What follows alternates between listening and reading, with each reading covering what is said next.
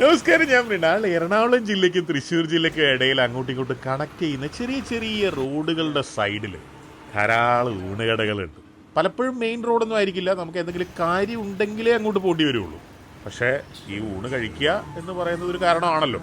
ഞങ്ങൾ ഇന്നൊരു കോളേജിലേക്ക് പോവുകയാണ്. അപ്പോൾ എൻ്റെ കൂടെ കുറച്ച് പേരുണ്ട്. അതുകൊണ്ട് തന്നെ എല്ലാ സാധനവും ഓരോന്ന് പോരട്ടെ എന്ന് പറയാം. ബിരിയാണി അടക്കം. ഈ ചിക്കനും ബിരിയാണിക്കും വേണ്ടിയിട്ട് ഒന്നുമല്ല ഈ പൂച്ച നിൽക്കുന്നത്, അത് മീനിന് വേണ്ടിയിട്ടാണ്. നല്ലൊരു മീനിനെ പിടിച്ച് കറിയാക്കാൻ പറഞ്ഞ് എല്ലാം ഓരോ പ്ലേറ്റ് എടുക്കാൻ പറഞ്ഞ് ചോറിലേക്ക് അങ്ങ് പ്രവേശിച്ചു. നന്നായി ഉണ്ണണം, ഇത് കഴിഞ്ഞ് ഒരുപാട് പണിയുള്ളതാണ്. ഇത് കൈപ്പക്കയാണ്. എടാ, ഇതിന്റെ ബില്ല് കൊടുക്കാൻ ഞാൻ ലോൺ എടുക്കേണ്ടി വരുമോ? താറാവ്, ബീഫ്, മീന്, ചിക്കൻ കൊണ്ടാട്ടം, മീൻ ഫ്രൈ, ബീഫ്, ചിക്കൻ റോസ്റ്റ്, മീൽസിന്റെ ചാളക്കറി കിട്ടിയില്ല കേട്ടോ.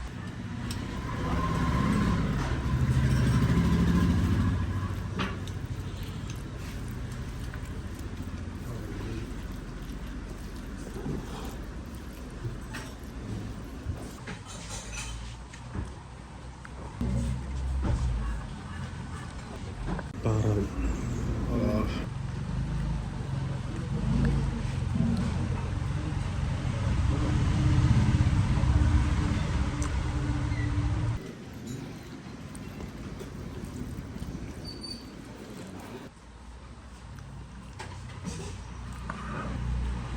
ബിരിയാണി,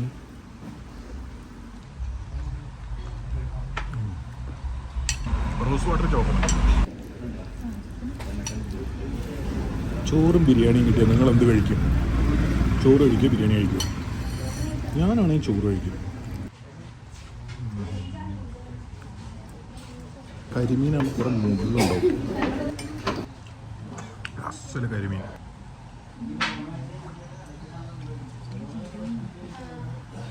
മുള്ളുകൾ പൊറോട്ടയിൽ നിന്നൊക്കെ വെറുതെ ചുരുക്കി പിടിക്കായിരുന്നു.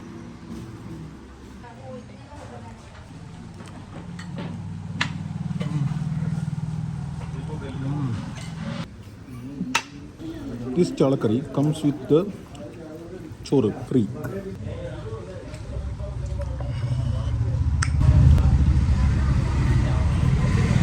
വാട്ട ചാള. അതിന് മുമ്പിൽ കരിമീനൊന്നും ഒന്നുമല്ല. അല്ലെങ്കിൽ ഈ സമയത്താണ് ബെസ്റ്റ് ചാളയും അയിലേക്ക് കിട്ടുക. എൻ്റെ നാട്ടിൽ ഇതിന് മത്തി എന്ന് പറയാം, ചാള എന്ന് പറയില്ല.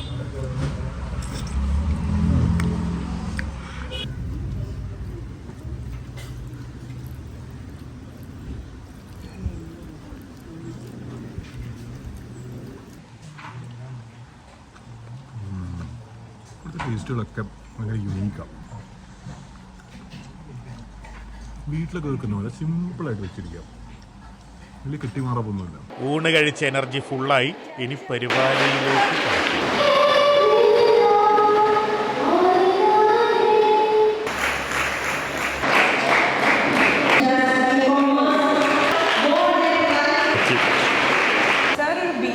ഗ്രാജുവേറ്റ് ആണ്. അതിൽ നിന്നാണ് ഈ ബിസിനസ് കൺസൾട്ടൻസി, മാനേജ്മെന്റ് കൺസൾട്ടൻ്റ് ആയിട്ട് ഇപ്പോൾ ജോലി ചെയ്യുന്നു, ബ്ലോഗിങ് ചെയ്യുന്നു. അപ്പം ഒരു എൻജിനീയർ ആയിട്ട് എന്തുകൊണ്ടാണ് പോയില്ല? ഈ ഒരു പ്രൊഫഷൻ ചൂസ് ചെയ്യാനുള്ള കാരണം എന്താണ്? ഞാൻ ഇലക്ട്രിക്കൽ എഞ്ചിനീയറിംഗ് ആണ് പഠിച്ചത്.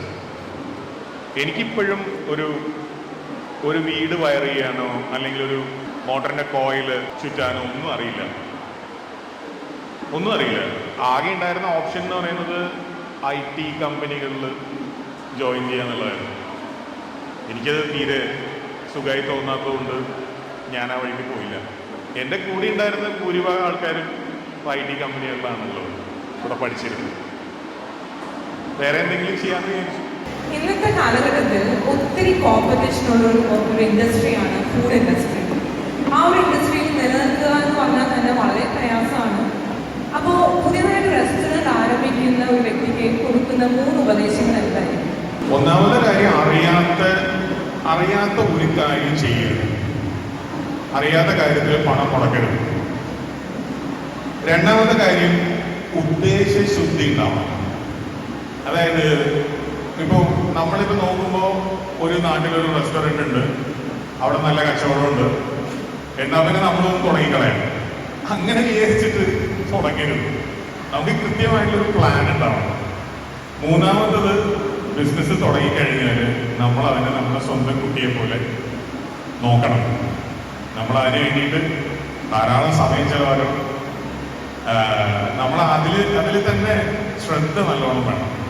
ഇതൊക്കെ പറ്റുമെങ്കിൽ മാത്രമേ ഇത് തുടങ്ങാൻ പാടുള്ളൂ. വായന വളരെ ഇഷ്ടമുള്ള ഒരു മേഖലയാണെന്ന് പറഞ്ഞു.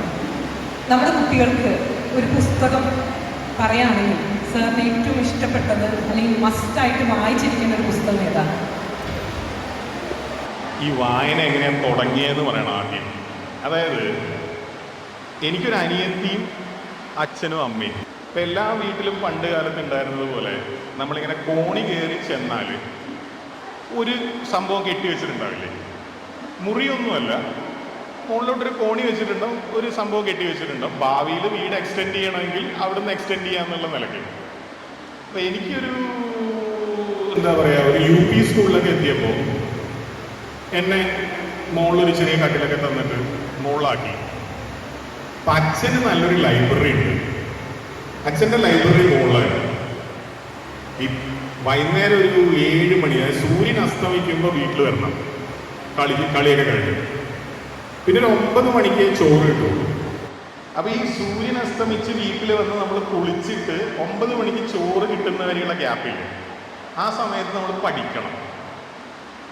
പഠിക്കാൻ നമുക്ക് താല്പര്യമില്ലല്ലോ. അപ്പോൾ ആ സമയത്ത് ഞാൻ അവിടെ ഒരു പുസ്തകം കണ്ടു, 1001 രാത്രികൾ. അതിനകത്ത് മൊത്തം ഒരുമാതിരി തുണ്ട് കഥകളാണ്. സംഭവം അറേബ്യയിലുള്ള ഭയങ്കര വലിയ പുസ്തകമാണ് കേട്ടോ. ആലിഫ് ലൈലാമോ ലൈല എന്ന് പറയുന്നത്. അതിനകത്ത് പറയുന്നത് വലിയ രാജാക്കന്മാരെ കുറിച്ച്, പഴയ നഗരങ്ങളെ കുറിച്ച്. പക്ഷേ ഇടയ്ക്കിടയ്ക്ക് നമ്മൾ കുറേ വായിച്ച് വരുമ്പോൾ ഒരു 1/4 പേജ് നല്ല ബ്യൂട്ടിഫുൾ ആയിട്ടുള്ള ചില സംഭവങ്ങളുണ്ടോ. ഇത് വായിക്കാൻ വേണ്ടിയിട്ട് ഞാൻ ഈ 100-800 പേജുള്ള പുസ്തകം മുഴുവൻ വായിച്ചു. പ്രതീക്ഷയാണ്, ഓരോ പേജും മറിക്കുമ്പോഴും അടുത്ത പേജിലുണ്ടാവും. അങ്ങനെ ഇതിൽ ഭയങ്കരമായ ഹരം വന്നു. അത് കഴിഞ്ഞിട്ട് ബഷീറിൻ്റെ സമ്പൂർണ്ണ കൃതികൾ എന്ന് പറഞ്ഞിട്ട് ഒരു പുസ്തകം, അത് 2 വോളിയാണ്. അതിലും ഈ പറഞ്ഞ പോലെ ആയിരക്കണക്കിന് പേജുകളുണ്ട്. അപ്പം അതിൻ്റെ പുറത്ത് ഓരോ വലിയ വലിയ നോവലുകളുടെയൊക്കെ പേര് എഴുതി വെച്ചിട്ടുണ്ട്. അപ്പം അതിൽ ഒരു സംഭവം എന്നെ വല്ലാതെ ആകർഷിച്ചു. ആ കഥയുടെ പേര് ഭഗവത്ഗീതയും കുറേ മുലകളും എന്നാണ്. ഞാൻ ചെറിയ കുട്ടിയാണെന്ന് ആലോചിക്കണം, ഞാൻ UP സ്കൂളിൽ പഠിക്കുകയാണ്. അപ്പം ഇതൊക്കെ എന്ന് പറയുന്നത് ഇതൊന്നും ആരും എവിടെയും ഡിസ്കസ് ചെയ്യാത്ത അങ്ങനത്തെ സംഭവമാണ്. ഞാൻ ബഷീറിൻ്റെ പുസ്തകം മുഴുവൻ ഇരുന്ന് വായിച്ചു. അപ്പോഴാണ് എനിക്ക് മനസ്സിലാവുന്നത് വായിക്കുക എന്ന് പറയുന്നത് ഭയങ്കര ഹരമാണ്. പിന്നെ പുസ്തകം ഓരോന്നായിട്ട് വായിച്ചു തുടങ്ങി. ലൈബ്രറി, പിന്നെ കോളേജിൽ പോയപ്പോൾ പ്രീ ഡിഗ്രി പഠിക്കുന്ന സമയത്ത് ഈ ക്ലാസ്സിലിരിക്കുക എന്ന് പറഞ്ഞാൽ ഭയങ്കര ബോറാണ്. അപ്പോൾ ലൈബ്രറിയിൽ പോയിരിക്കും. ലൈബ്രറിയിൽ ഇഷ്ടംപോലെ പുസ്തകങ്ങളുണ്ട്, അതൊക്കെ വായിക്കും. പിന്നെ എഞ്ചിനീയറിംഗ് കോളേജിൽ പോയി. എഞ്ചിനീയറിംഗ് കോളേജിൽ പോയപ്പോൾ എനിക്ക് വേറൊരു കാര്യം മനസ്സിലായി. ഈ ബുദ്ധിപരമായിട്ട് സംസാരിക്കുന്ന ആൺപിള്ളേരെ പെൺപിള്ളേർക്ക് ഭയങ്കര ഇഷ്ടമാണ്. അപ്പോൾ അതിനു വേണ്ടി പിന്നെ വായിക്കാൻ തുടങ്ങി, മറ്റുള്ളവർ ഇമ്പ്രസ് ചെയ്യാൻ വേണ്ടി വായിക്കാൻ തുടങ്ങി. അങ്ങനെ സംഭവം നേരായ വഴിക്കല്ല വായന തുടങ്ങിയത്, പക്ഷേ അത് വലിയ ഗുണമായി. ഇപ്പോഴും ഞാൻ അത്യാവശ്യം വായിക്കും. നമുക്ക് തിരിച്ച് ഭക്ഷണത്തിലേക്ക് വരാം. ഭക്ഷണത്തിൻ്റെ പുതിയ ഇന്നോവേഷൻസ്, ട്രെൻഡ്സ്, പുതിയ റെസ്റ്റോറൻറ്റ്സ്, ഇതെല്ലാം സാർ എങ്ങനെയാണ് അറിയുന്നത്? അതിനെപ്പറ്റി എങ്ങനെയാണ് സാറ് അപ്ഡേറ്റ് ചെയ്യുന്നത് സാറിന് തന്നെ? ഈ നമ്മൾ മലയാളികൾ പ്രത്യേകിച്ച് നമ്മുടെ പരിപാടി എന്താ? നമ്മളെന്താ രാവിലെ എഴുന്നേറ്റ് ഉടനെ ചെയ്യുക? അതല്ല ഉദ്ദേശിച്ചത്. നമ്മുടെ ഒരു ദിവസത്തിനെ കളറാക്കുന്ന ഒരു ആക്ടിവിറ്റി എന്താ?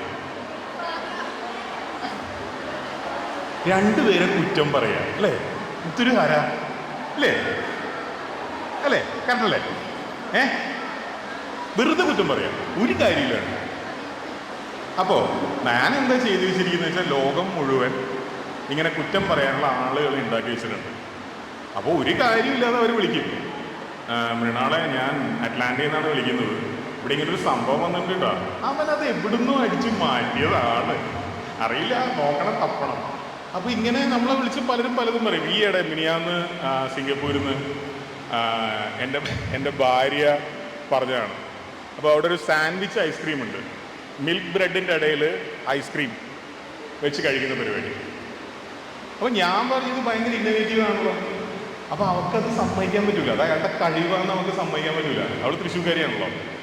അപ്പോൾ അവളുടനെ പറയാം, ഏയ് ഞാനിത് 8 കൊല്ലം മുമ്പ് ദുബായ് കണ്ടിട്ടുണ്ട്, എവിടെ കണ്ടിട്ടൊന്നുമില്ല, ഒരു സുഖം. അപ്പം അങ്ങനെ നമ്മളിങ്ങനെ കുറേ ആൾക്കാർ അവിടെ ഇവിടെയും ഉണ്ടാക്കി വെച്ചാൽ മതി. പുതിയ കാര്യങ്ങൾ കാണുമ്പോൾ അവർ വിളിച്ചു പറയും, എന്നിട്ട് പറയും ചെയ്യും അത് അവൻ്റെ കഴിവൊന്നുമല്ല, എന്തൊക്കെയോ പറ്റിയപ്പോൾ പറ്റിയതാണ് എന്നൊക്കെ പറയും. പിന്നെ ഒരുപാട് യാത്ര ചെയ്യല്ലേ, അപ്പം ആരെങ്കിലുമൊക്കെ കാണും. സോ നമ്മുടെ സെഷൻ ഏതാണ്ട് വൈൻഡപ്പ് ചെയ്യാനുള്ള സമയമായിട്ടുണ്ട്. അപ്പോൾ ഒരുപാട് നന്ദി ഇത്രയും സമയം നമ്മളോടൊപ്പം ചെലവഴിച്ചതിന്.